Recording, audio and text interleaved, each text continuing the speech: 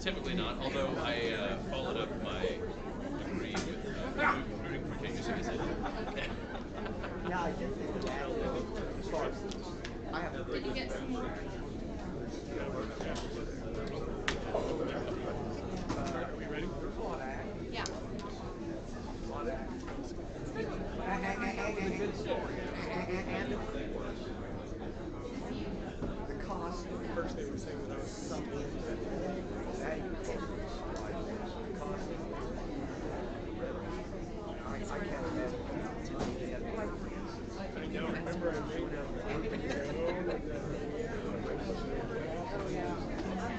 Patrick, don't start.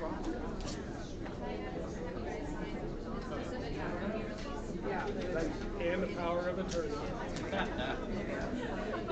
And doesn't it wrong for Man, remember having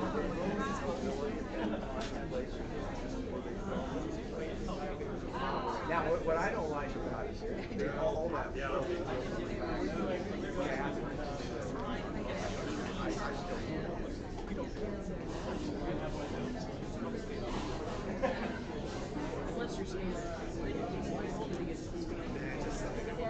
listen, Europeans can vote the attorney's in the for all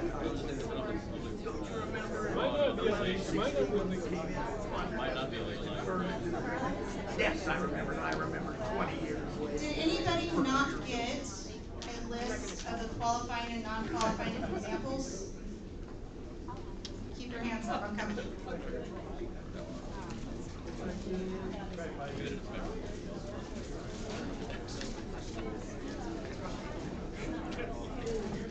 There's a lot of questions about specific QRE stuff, so no, it will not.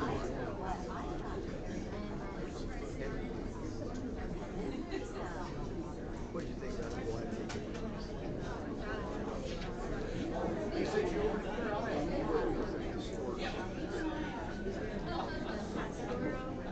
Okay, I think we're ready to get started. And welcome back. Did anybody else get stuck with the salad? It was delicious. Delicious? It was. Great. It was great. Salads were great. I loved it.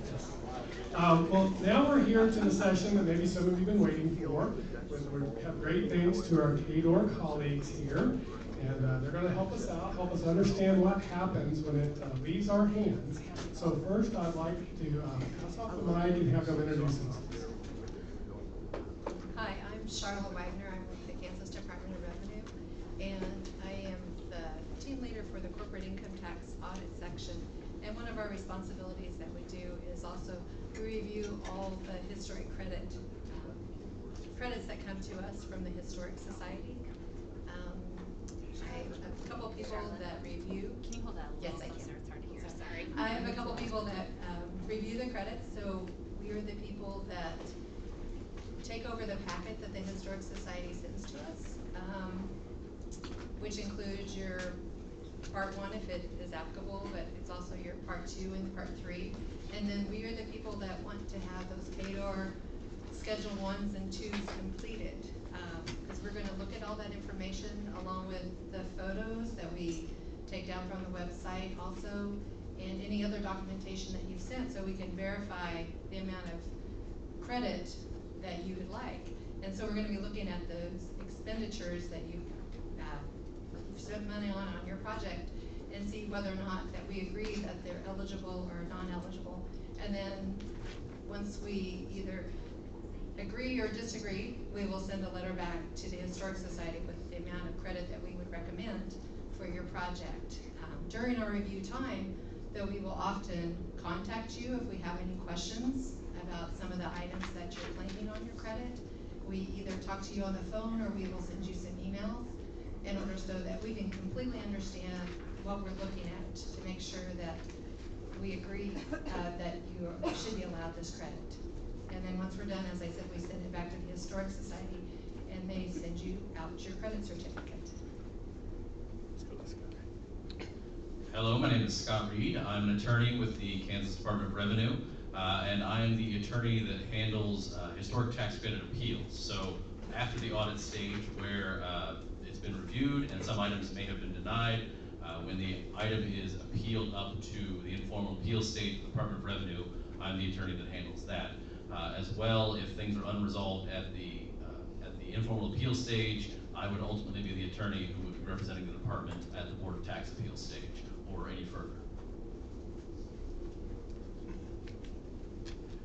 Okay, in case you haven't already seen it, at your table are some note cards, and we're collecting questions for them. And that's mainly so our crack team can edit out the bad words or maybe eliminate duplicates. But we were going to start, although I think Charlotte covered most of it already, with some basic questions.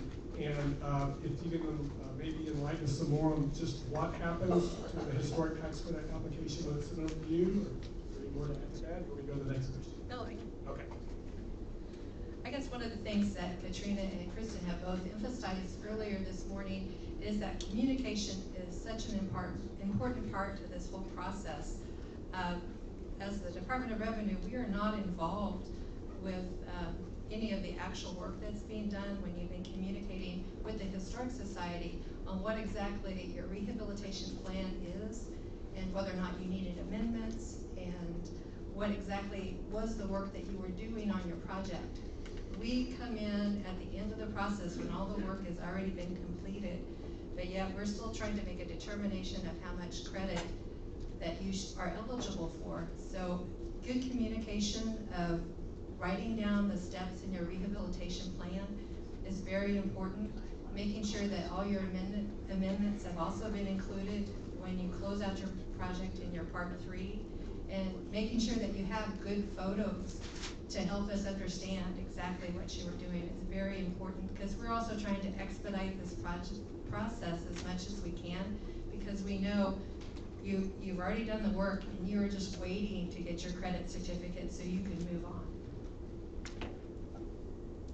So is there anything specifically they could do to make it go more smoothly? Well, Katrina mentioned earlier that some of the things that, just making sure that everything is complete. And what I mean by that is, you've already done your rehabilitation plan. What helps us review the eligible expenditures is to make sure that you have invoices attached so we can actually look at those. And contracts that you also might have with your project, include a copy of those. Developer contracts or partnership contracts along with information. If you don't send those in, just make sure that you have them organized, because we may be contacting you in order to request that information so we can review it. Okay, I think we're going to hear from Scott next. So what is the process for filing and going through the appeal of issued credits? Well, I get to see part of the process, so I can't exactly speak to the filing of the appeal portion, because I don't usually see that. To the best of my knowledge of the way that this works is that after the audit division or the Historic Society has issued a partial denial or denial of credit, that one can appeal the credit up to an informal appeals process. The hearing officer that works on these typically frames it as stating that the informal appeals process is as it pretends to be. It is a conversation where we're going to have some back and forth, where we're going to be asking for some information, and we're going to be attempting to make determinations on items that have been denied. As Charlotte said, that a primary issue we have with some of these credits and some items that get denied is that there are incomplete portions within the materials that are submitted. There's either items that have been omitted from a plan or items that cannot be tied back to a specific invoice. And so the department doesn't have a full accounting to make certain that something that is being asked for credit has actually been something work that's been done or is something that is indeed creditable. In the informal appeals process, once it has been appealed and once it is docketed, then we start off with an informal hearing, which is usually conducted by phone, although taxpayers may come in person if they feel they'd like to. And that is usually a clarification about what items are actually being appealed. Some taxpayers will submit an itemized list of the items that they disagree with from the denial letter that they are specifically appealing. There are some items that perhaps have already been agreed upon. And then from there, we're attempting to determine whether there is more information that needs to be provided to the department in order for something to be given credit, whether something has been asked for credit that it falls outside the scope of the things that can be credited, or if there are any gray areas with remaining items, whether or not the department and the taxpayer can come to a negotiated solution. I would say that in my 3 years of doing these tax appeals, around 70% or greater have come to some sort of negotiated solution, especially on gray area items, and then we've come to effectively a non-principal settlement that determines that taxpayers are going to receive some credit, but will perhaps be giving up something before we move forward. That is, if we come to an agreement. As always, that the informal process is as it pretends to be. It is merely an informal process. If a taxpayer wishes to go on up to a more formalized process, the Board of Tax Appeals is the body that handles those after they've been dealt with the informal appeals process. So now we're at number 4 of our most common questions, and maybe it's my favorite question. I want to know too. How is the qualified, non-qualified list created, and how is it used in the audit and appeal process? Well, that list that he's referring to is the list that was handed out. And the Department of Revenue really didn't get involved with the review of these credits until about 2006. And so the state historic credits, which is the ones that we're primarily talking about right now, I think Patrick mentioned that they started around 2001. Right. First one was in 2002, first actually came through. And so KDOR didn't really get involved with this process until later on around 2006, I believe is when my group joined. And it was at that time that we didn't really have a lot of guidance. And so we found some lists that we base a lot of our things based on what the IRS also allows on some of the federal credits. And so this list has been developed over the years of what is eligible and ineligible items from different things that have been appealed, maybe through the credit review. And as we're just trying to share more information with people trying to take the credit, that we want to let you know that exterior building surfaces are generally going to be allowed and eligible expenses, but anything that you put in your garden is not. In addition, I worked with Charlotte and some other personnel on developing the current form of this list, although the original list predates my time with the department. Some items on this list also come from guidelines that have been published by the National Park Service in showing what are eligible and non-eligible credits. As well, there are 3 IRS regulations that I draw from frequently when discussing what constitutes a building and its structural components. And these are, forgive me if I got my citation wrong, but I believe they are 26 USC 1-48, 1-48.1, 1-48.11, and 1-48.12. And I believe it's in 148.12 that actually has the term of art definition of what is a building and what are its structural components. And then even among the structural components are an enumerated list of items that are considered the structural components of a building. And so those are some primary things that the department is looking at when making a determination about whether or not something is a portion of a building or whether it's considered separate and it's tangible personal property. And to be fair, Sean, we haven't always agreed on this, right? That's very true. Just so, but we worked through it. Yes, we somehow. Yes. So the last of our softball questions are, how do you evaluate and determine the eligibility of soft costs, specifically developer fees, engineering studies, and architectural fees? Well, soft costs, as he mentioned, the big one is typically the developer fees.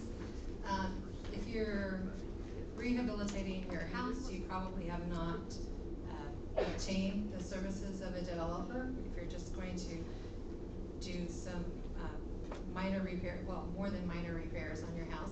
But if you're rehabbing maybe a commercial building, you might have contracted with a developer in order to oversee that project. And so developer fees, as they relate to the project and to your historic building, is an allowable cost, but as the IRS says, at a reasonable developer fees. We had a situation this morning, I believe. There's a community looking at rehabbing their library and wanting to add on an addition. Well, the addition would not be an eligible expense and related to the historic credit, but the changes that you make may on the historical part of the building may be allowed. Should in that situation you hired a developer to oversee that project, we would take a look to say that the time that the developer spent in overseeing the work done on the historical part would probably be eligible for the credit, but maybe not for the addition that you're adding on to. And so we're just trying to be somewhat reasonable in the amount of expenditures that are relating to the historical part of the building that would be allowed. And we're kind of taking a similar approach then also for like the architect fees or engineering studies. If you have a project that has like a major addition on it.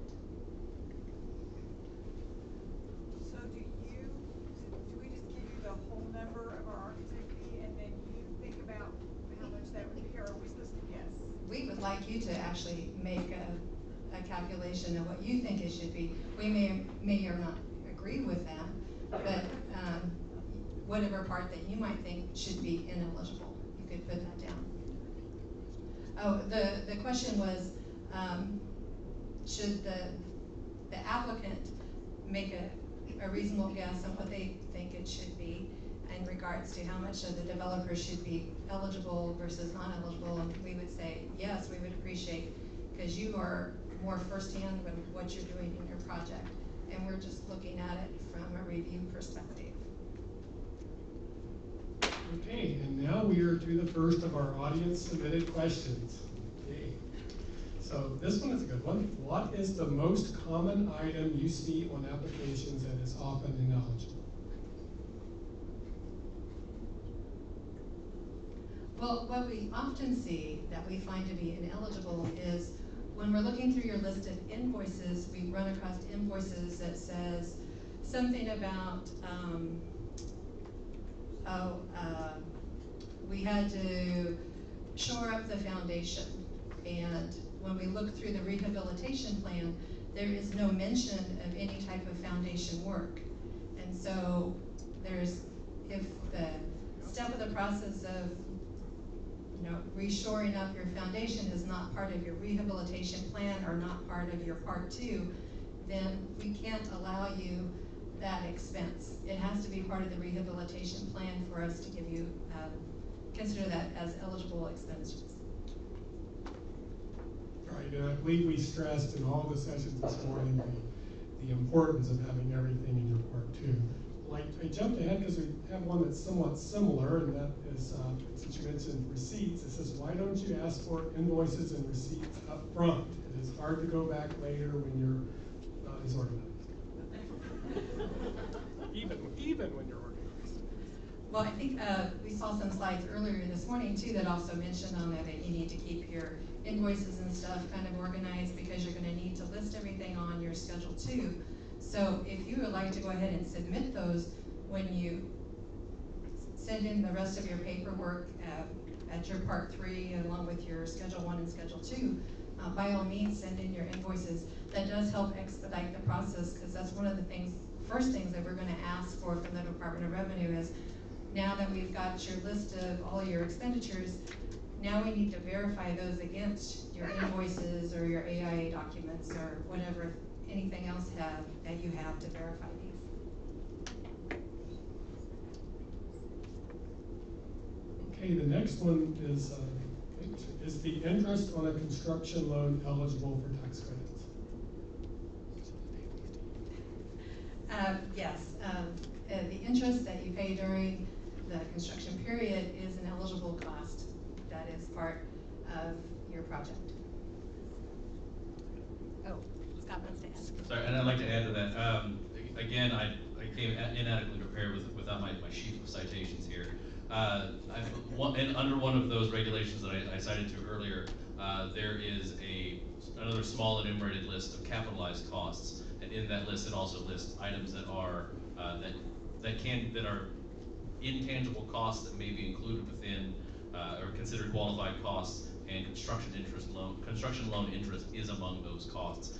Off the top of my head, I couldn't tell you what the rest of them are, but perhaps I'll see if I can find that citation for providing later. And we have another one following up on developer fees. And it says need consistency on projects, developer fee compared to the next one that's not. And then how is a reasonable developer fee determined? And this is not regards to additions, just straight up.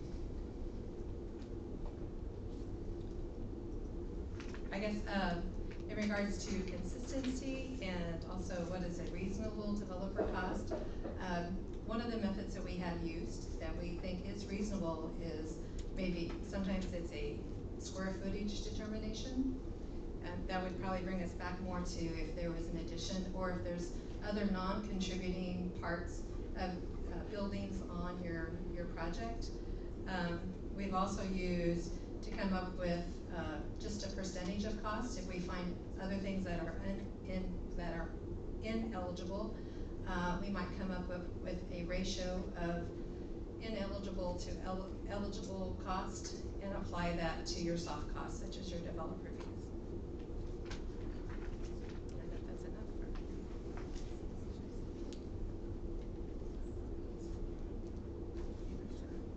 So the next question is, I have two elements of my project that are not specifically included or excluded on the list of expenditures. There's quite a few of those. And this one, I think it's a heating loop or radiant heating installed under approved carpeting. And then hearing.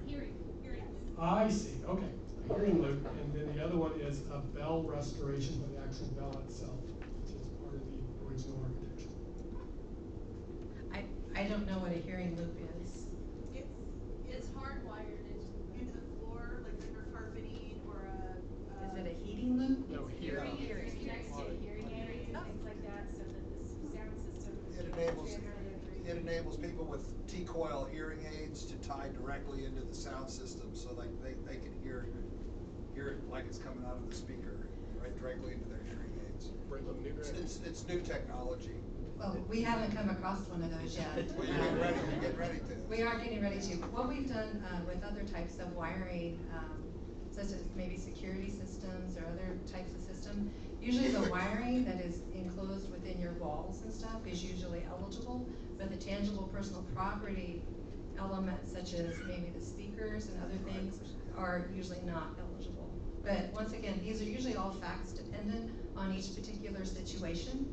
And so we would need to see some additional information and also pictures, and we would probably go online and see what does the company also say about this type of product.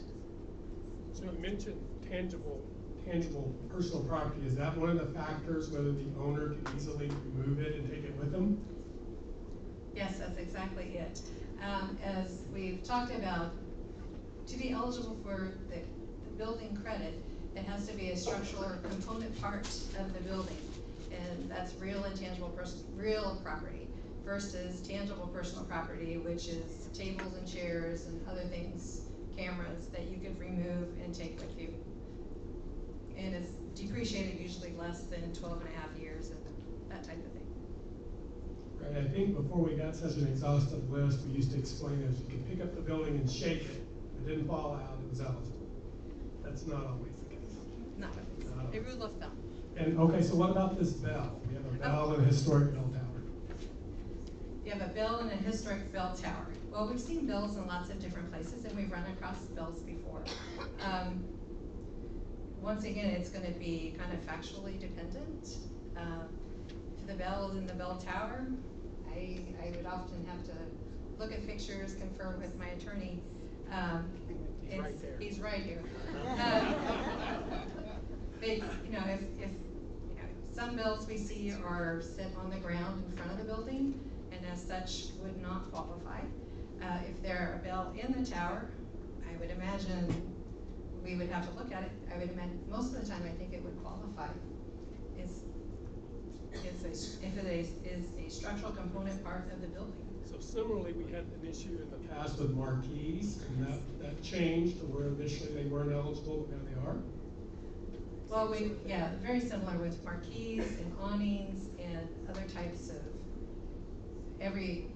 overhangs that you have on your building. If you can take it off and remove it and repair it and put it back, it's probably not going to be eligible for the credit.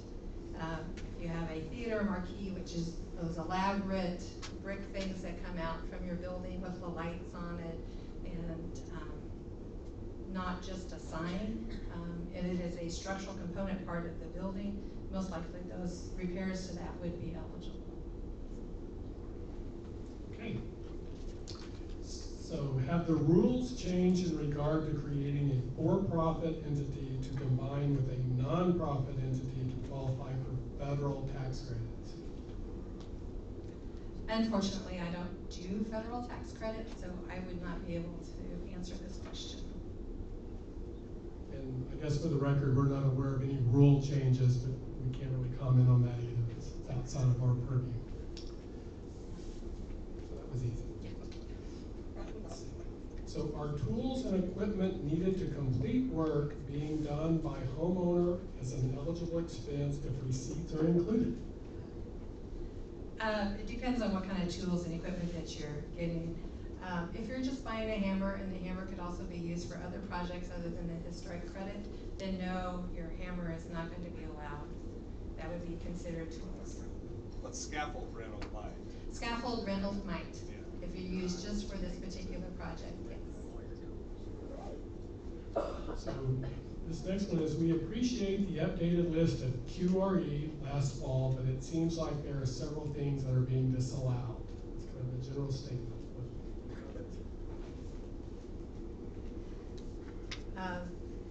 Yeah, it is just a list. So there are things that are getting added to the list. There are things that change from one column to the other on the list, and there's things that we actually take off the list. So, and like many other information requests that you get from the Department of Revenue, it's constantly changing. And I'd like to highlight it here as well, is that I believe we threw it in kind of sizable letters on the front page, that this is considered to be a, no, that's it. This list is not absolute. Every factual situation will be reviewed on its own merit. This is an attempt to give a guide, so we can have some guidance for taxpayers to know if they're going to do work, what things might be eligible. As well, I believe there'd be no problem with further inquiry, as we're doing here, with finding out if some work that would be done would be something that we consider qualified expenditures or no.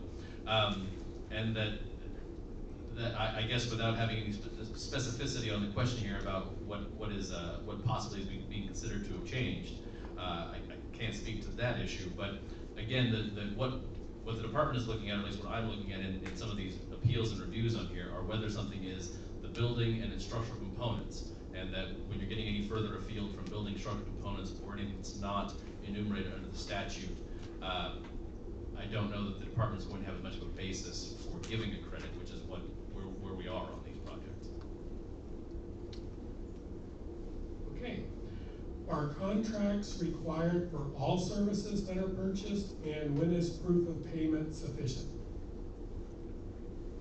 No, contracts are not required for everything that you purchase. If you go down to Home Depot and buy whatever supplies that you need for your job, and if you submit those as part of your Schedule 2, and it meets the requirements that you wrote down on your rehabilitation plan, that should be adequate. If we have additional questions regarding your receipts, that we will probably contact you to get more information. But you do not have to have a contract for everything that you do. Okay, so this one is interesting. Kitchen and bathroom cabinets and countertops are at the discretion of the Secretary of Revenue. What are the determining factors? Actually, this one's pretty basic, and it's not quite at the discretion of the Secretary of Revenue.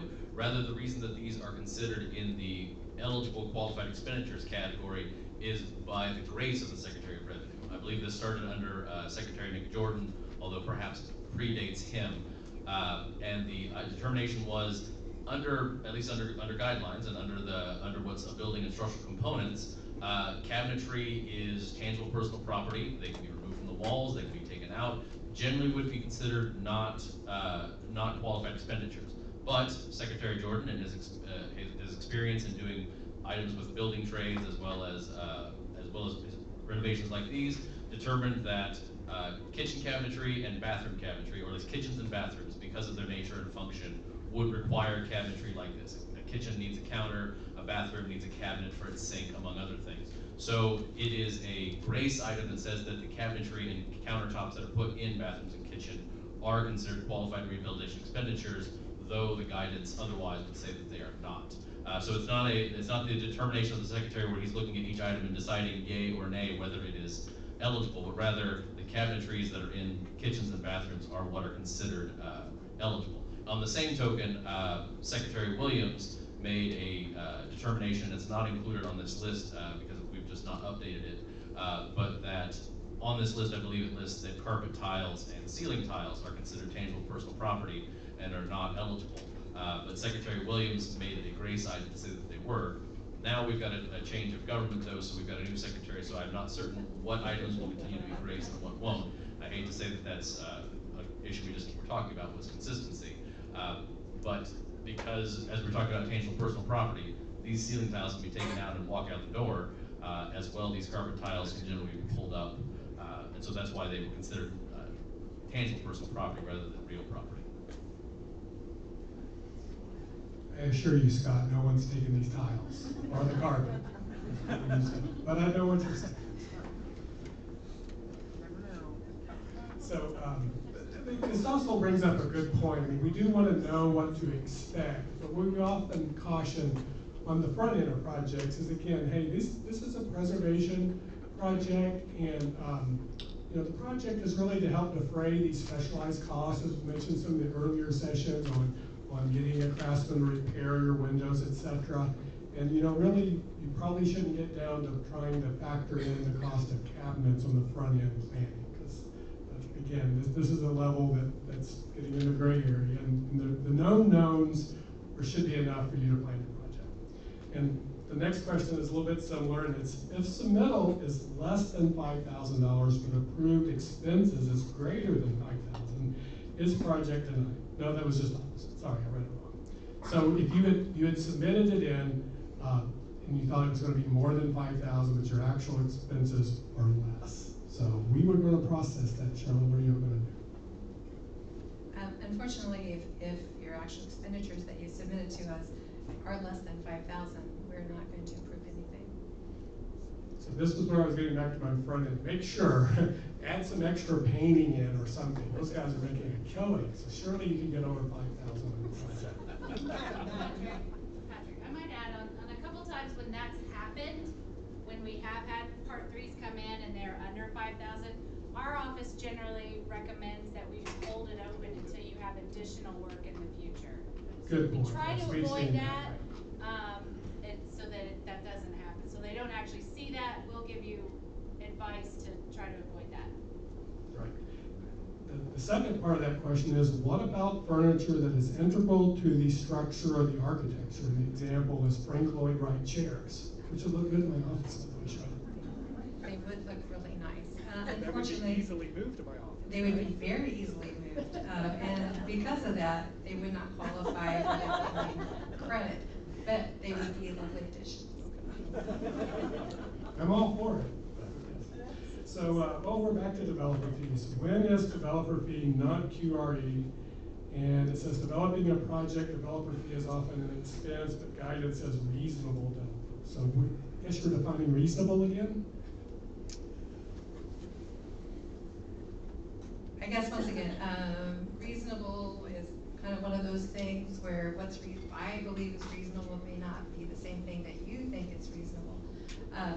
Developer fees are generally an eligible expense, but developer fees are usually one of those items that sometimes are taken advantage of, and we may see exorbitant amounts of developer fees.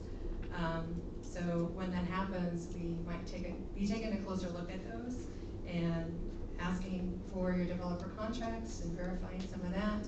We also might be comparing those to what other developer fees are that we've seen for similar projects to see, is it in the ballpark of those?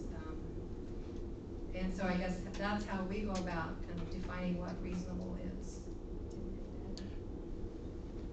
While it's true that Kansas does not have a specific line item that in statute or under regulation that states what constitutes reasonable. That's going to be an issue of fact that would be argued, and that would be argued if it were to go up to that level of the appeal stage. As Charlotte had mentioned, that when we're looking at the reasonability of developer fees, one of the ways of determining reasonability is looking at the amount of the developer fee charged versus the actual amount, the actual hard costs, or all of the remaining costs that went into the building. Because when you've got, if you have a building that, as an example, has, let's say it had a $100,000 worth of hard costs, and that's all the labor and all the materials that went into the building. But if on the same hand you were asking for $60,000 of the developer fees, you're talking about a ratio of 60 to 100, or 6 to 10, or 3 to 5. Sorry, I told there'd be no math. That when you're getting beyond, when you're getting up into well beyond, well north of 30–40%, you're entering into the territory of unreasonability. Now, we haven't had a test case in the state of Kansas in determining what is reasonable, and as I said, we don't have anything in statute, but that is something that would be argued, and it would be a real question of equity about determining whether something is reasonable. I've worked on a few appeals where we have negotiated with developers as to a reasonable developer fee, where we're looking at totality of the circumstances, the developer fee versus hard costs, and taking guidance from a few other states. But again, there's not, reasonable is still a fairly nebulous term, so we don't have a perfect answer for you. Great. Well, we have reached the end of the note card submitted questions, but I know there's some more out there because, well, some people told me those before the session. So this, I guess we go to open mic time. Do we have any questions from the audience? Yes, sir. I'd like clarification that the question that was asked about receipts for contracts, or contracts versus receipts, was specific to services, not product. And throughout this morning, we were hearing that people could be paid provided there was a contract for work that was done. And I'm curious to know under what circumstances do you need an actual contract, or is simply proof of payment sufficient? I think you might have been referring to the conversation that we had, whether the taxpayer was providing his own service and doing the labor himself, or if he was going to hire his nephew to come over and do it. Yeah, it came up a number of times this morning. Okay, and in general, if you do the work yourself, you're not paying anyone to do that, and you're not expending anything, so you would not receive a credit on your own labor. If you hire someone else to do the work, then yes, generally an explanation in your rehabilitation that this is what I plan to do, and supporting documentation of canceled checks and other things may be written on there, may suffice.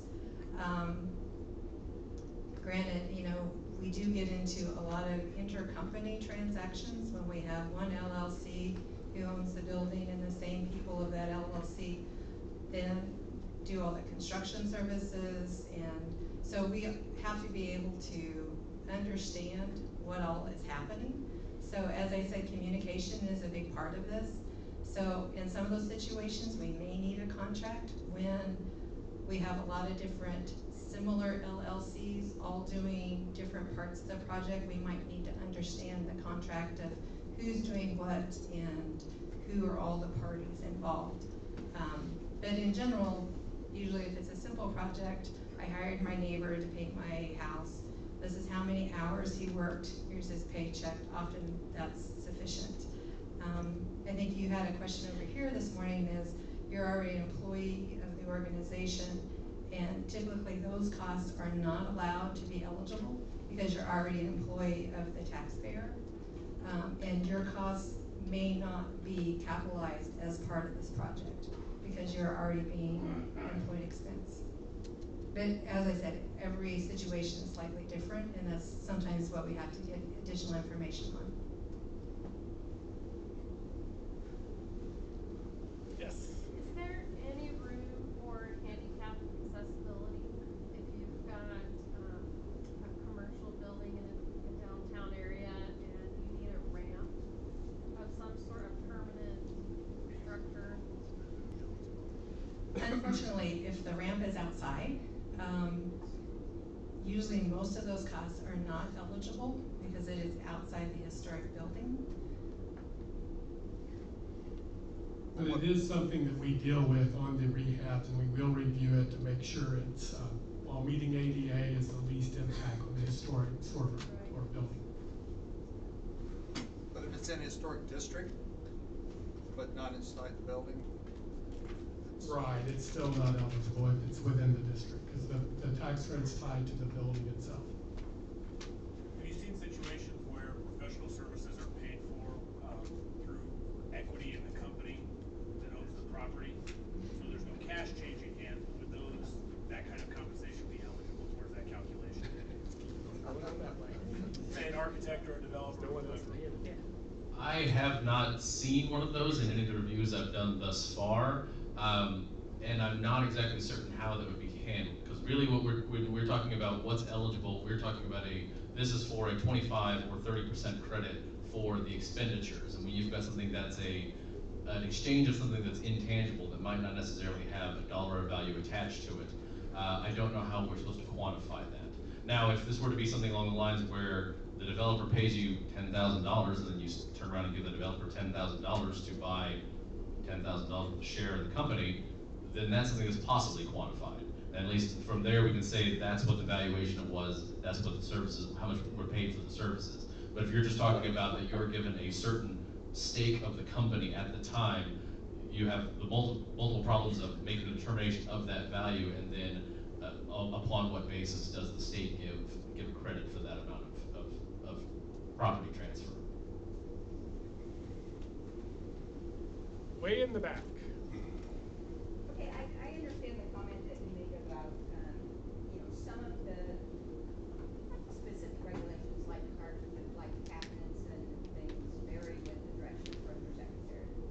But if you could talk just a little bit about, I see the language has changed just a little bit slightly on the flooring from the last list I saw.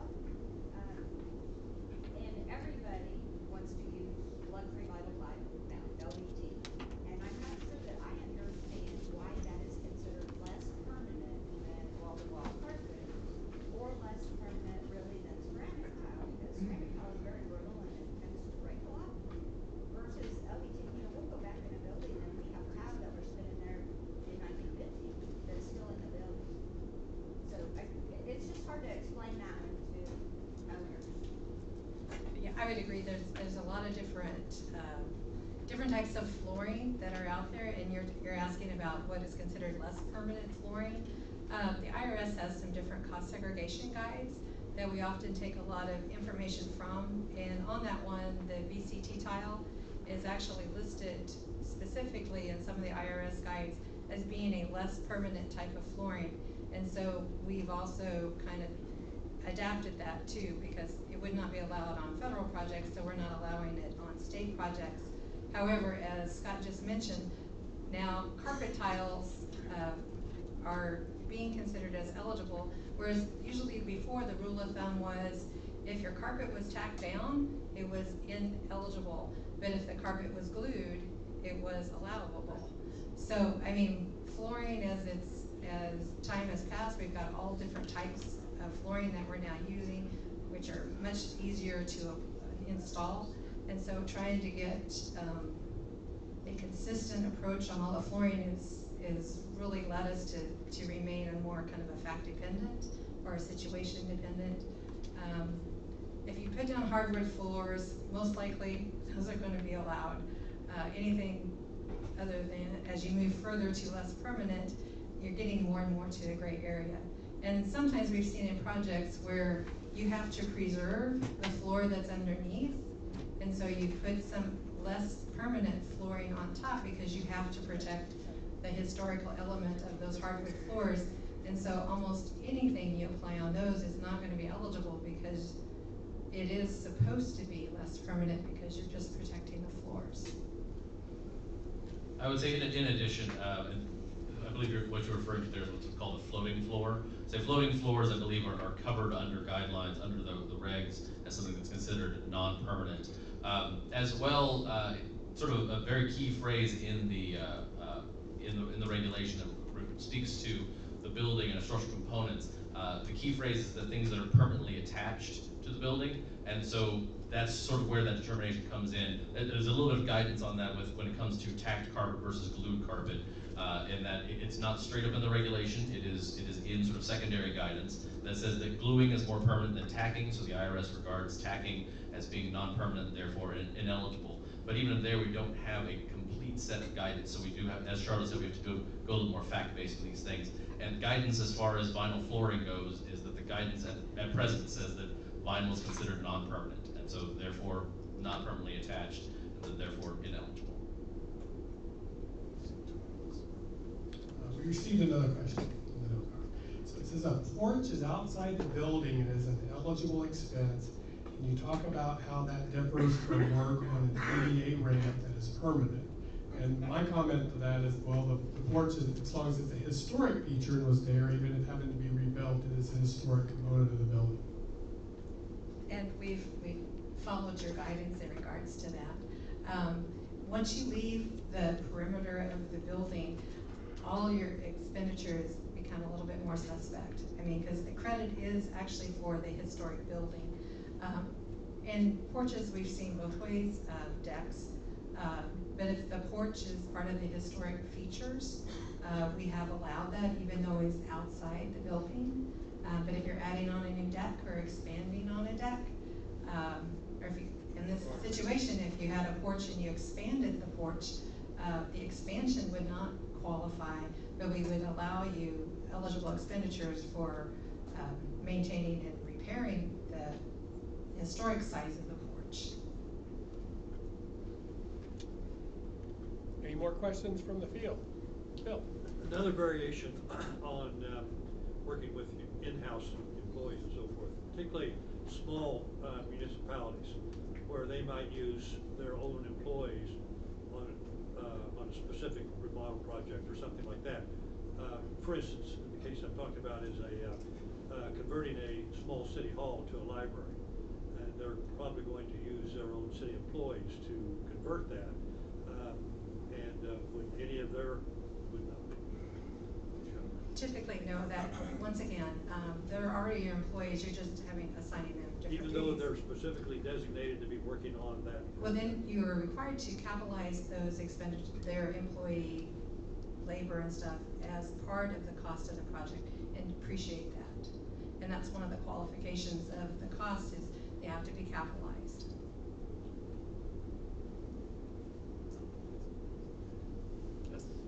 I noticed that exterior mill work can be included, but interior mill work is not. And I would think interior mill work would be like key to preserving the integrity of the historicness of the house. Once again, those are all kind of dependent. Usually, maybe the interior mill work may be more of a temporary nature as opposed to the exterior mill work. Once again, it all depends on if it's stone mill work outside or, I don't know, pictures provide a lot of information in regards to some of these items. Like casing, like door and window casing? Usually door and window casings are considered structural components. And Okay, so they're that's eligible. not what interior mill work is then? Right. So if I have a subcontractor who's working on the building and he's doing $50,000 worth of work, and 1,200 of it is going to be for permanently installed wiring, which would be an approved expense behind the walls and so forth, and in the floor cavities. Do I need a separate invoice, or well, then that's when you would need the contract then to show how much of? I mean, somehow it's got to be broken out so that you see that my $50,000 check to him didn't, $1,250 of it was. Right, if he sends you 2 different invoices for the same thing, or or separate invoices, separate invoices, or could I description. attach the contract? If that provides the additional information that we need to make that division, then yes. Could you tell me where this fits in the state budget? And as a legislature, do they assign a limit to how much tax credit you can give in a year? Well, that's That's an excellent question. Charla handed, the question was, how do these tax credits fit in the state budget? And it's our program. We know how many credits get issued yearly, but it actually comes out of, Charla handed the mic to me, but it actually comes out of KDOR's budget. And they use historical data on credits claimed, which is different from credits issued. And so it's actually a part of KDOR's. Yeah, these are non-refundable income tax credits. So these credits are used against your income tax return, whether they be your individual or your corporate return, or insurance or banking or whatever. But those are the only ones that are allowed the credit. So we probably make a report every year to the legislature of how many credits have actually been claimed against the tax returns that we've received. And as this is a 10-year credit for the owner taxpayer, you know, it takes 10 years, could take up to 10 years for them to take the credit, or they could use it all in the first year. We report that information to the legislature when requested to do so every year or every so many years. But we do keep that information. That's why it's so important that the Historic Society and KDOR worked cooperatively with this program, because we're both needing the information, because each one of your credits has to be matched up against a tax return at some point, whether you're taking the credit or you've sold the credit or transferred the credit. So we have accurate information to match it up with that return. So when you submit your income tax return, we can match it up and process it through. If it doesn't match accurately, that goes to someone's work list and requires us to contact you and say, hey, there's a problem with your return.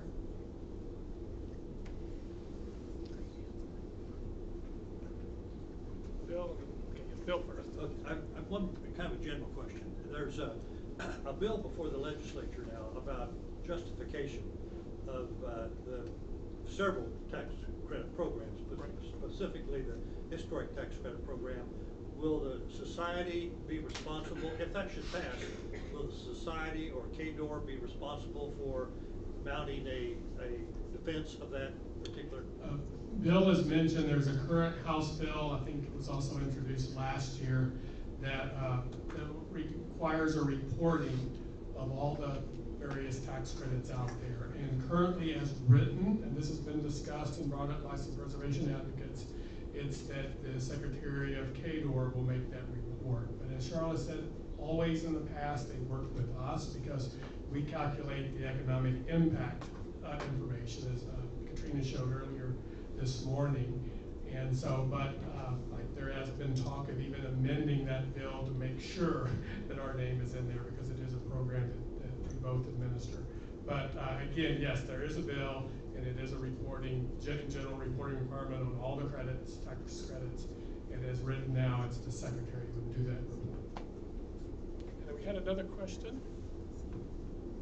You get issued a tax credit, you have 10 years to use it. So what if at year 10 or year 9, you realize you're not going to use it? You can sell it still, and it's still available to the person you sell it to for 5 years? No? No, unfortunately, you're asking if you have a tax credit, you do have, as the original owner taxpayer, you have 10 years in which to use that credit. If you decide you're not going to use it in year 8 or 9, and so you decide to sell it, then whoever you sell it to only has 1 or 2 years to use it themselves. They have to use it, they have 5 years to take the credit, but it has to be used by the end of the 10th year of the one that was placed in service. Another question about, what if a non-qualified expense is incurred because of a qualified expense? Say I have a chiller unit that's qualified expense on a district property, but it's behind a fence, a huge fence that's going to need to come down and be replaced to get to that, to replace the unit. Would the fencing then become eligible? No, if the fencing is outside, it's not going to be eligible. We're going to replace your cooling though. Your cooling unit, even though it's outside, that's about the only thing that we allow outside is just your HVAC system. It's a great value. In that enumerated list of what are structural components, HVAC is considered structural. So, and then we don't make a determination about if it's inside or outside of the building. So as Charlotte said, that's one of the few items that can be external to the building that will still be considered qualified. But having non-qualified expenditures that are necessary to get to qualified expenditures, then there's not a transformative effect. Having to do extra work does not transform something that's not qualified into being qualified. Okay, along that same lines, if I'm gonna replace this carpet in this room, which would be a qualified expense as long as it's not carpet tile and it's glued down, right? But I needed to remove all the stuff in this room to do it, and store it off-site and then bring it back in. Is the labor involved to do all that it's part of replacing carpet? Yeah, it's part of replacing the carpet, but it also gets broken up into different parts. Moving tangible personal property such as the tables and chairs and putting them in a storage unit is not a structural or component part of the building. Church pews. Church pews are kind of fun. Because they're attached. Some are attached, but then we get into specifics on how they're attached and would they damage the building if they're removed. So church pews, like theater seating, are a factual situation of each project. So we'll just deal with that at the end of the project? Let's do that during the project. Two questions here. Let's go to the middle. We haven't heard from Back to the HVAC system. If you're doing ground source heat pumps for your building, would the cost of drilling the wells outside the building kind of fall into the same idea as an external unit? Would that cost be part of allowable? I didn't quite hear you. What type of HVAC? Okay, on your Ground HVAC, okay, it's like your outside cooling unit. If you're doing a ground source heat pump, you drill wells down into the ground outside the building. Would that be considered kind of like the outside unit of the HVAC system to be allowable? On that one, I would have to do a little bit more research to see what we've done in the past. It's not normally what we usually see is just HVAC systems. Well, correct, but it does have a lot of stuff in the ground. And for that one, I would just have to say, I would need to do a little bit more research on that one. I'd be happy to talk with you later. Would elevators outside of the footprint for the necessity of ADA be similar to that or no? Yeah, elevators, it kind of depends on what kind of elevator. Can you repeat the question? Yeah, he's asking if an elevator is an eligible expense because you need it for handicap. Outside the footprint. It's outside the footprint of the building, would an elevator qualify? And if it is outside the footprint of the building, then no, it will not. If it's inside, most likely your elevator would. You kind of answered this earlier, but I was kind of paying attention. So if you have a couple of businesses that go together and purchase a building, and then they're going to do the work on the building themselves, then the businesses then can turn in their portion of the work on the tax credit, even though they're the ones that, like a group of people purchase the building together, multiple businesses, and they're all contractors, like they own their own businesses. It's like electrician, general contractor and so forth, so they're doing the work. Does that go towards being able to turn in like the labor, I guess? Does that make sense? Yes, it does make sense. You're asking whether or not a group of individuals that are electricians and plumbers get together and buy a building and then they do the work themselves. If they've invoiced back to the other business and they're treated as like a customer, Then yes. then I think there would be a very good chance that would be eligible. Okay, so then let's just say they don't want to take the tax credit at the end of the year. Then they filter out the shares among themselves, or then do they, like the percentage? Yeah, the credit goes to the owner of the building. So however you structured the ownership of this building, it filters down that way. That's who gets the credit. Got it. Thank you. I think we're down to one last question, Brenda, and you're in. And if we talk for a minute about, this seems like such a simple thing placed into service in terms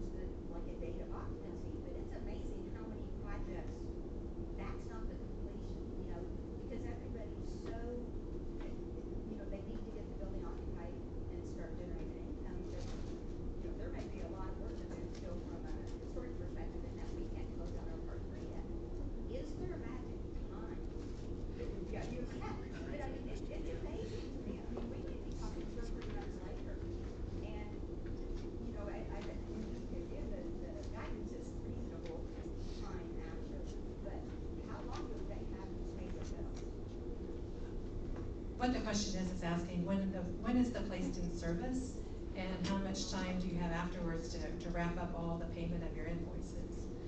The placed in service date is one of the dates that's requested on your Part 3.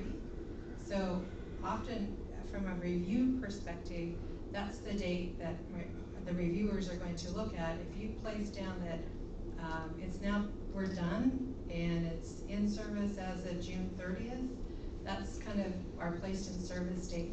And we typically will allow you, if we still see invoices and payment of invoices coming in at least 30, maybe sometimes 60 days after that date, and we can tell that the work was done before the placed in service date, we would be allowing those eligible expenditures. But no work after, I mean, I understand if the work was completed before. Is any work after the placed into service date eligible period? I wouldn't think so, because you're in charge of putting in that final date. And if you're not done, I guess this is more of a historic credit I think question. it'd be another, I think it would just be a whole nother project and application at that point after placing service. What if remedial work is required? So I think what Charlotte's trying to explain is you get to pick your place in service date. Yes. So even though the occupancy of the building was June 1st, if you still have work to do, you can say our place in service date is July 31st. And don't get your occupancy permit then? Not necessarily. You're telling all of us the project is done. Now, remedial work, We could work that out. Work, we could do a revised Part 3 or something like that. If we look at something and say, we need you to fix this, or we need this to be done, we can do a revised Part 3 date on that, but you get to pick your place in service date. When you tell us you're done, that's when the Department of Revenue assumes you were done. I just want to amend to that a little bit. So as the taxpayer and as the project head, you are in the driver's seat as far as what work you're doing, what work you're noting, what materials. You can make a lot of choices, and you're telling the Department of Revenue, telling the Historic Society that you have done these things, and you're asking for credit on them. As far as the placed in service date goes, though, you are allowed, you do get to choose when you're putting the building in service, because that's part of the things you're going to do within your project. But also keep in mind that beginning to occupy a building is evidence that the building is ready and that it is complete. Now, I don't know about doing phases or occupying portions of the building, but beginning to put people into the building is putting the building into service. And placed in service is something that comes from the federal statute. So that's something that we will be mindful of. Now, again, if we're talking about a short period of time where some people moved in on Monday and you had to do a few pieces of work on Wednesday, that is a lot closer in time than saying you're going to have people moved in and start doing things in the building on June 1st, but you're not going to claim that your place in service date was until July 31st. That's a bit longer of a window. And as far as remedial items, again, it's your project. You get to figure out what had to be done, and then if it wasn't done when you completed your project, you're falling, as Patrick alluded to, you're sort of falling outside the window of the current project. All right, well, thank you so much, Charlotte and Scott, for coming here today and fielding all this questions. We're going to take a break until 2:30. The civic properties, and if you're a nonprofit theater, we had several people asking about theaters. Civic projects staying here with Katrina. Single family houses will be with Jillian and Jamie in the hallway. Small commercial buildings will be behind the store with me. And large commercial multifamily will be in the learning lab. So you'll go out to the lobby and it'll be towards the right, and that will be with Kristen.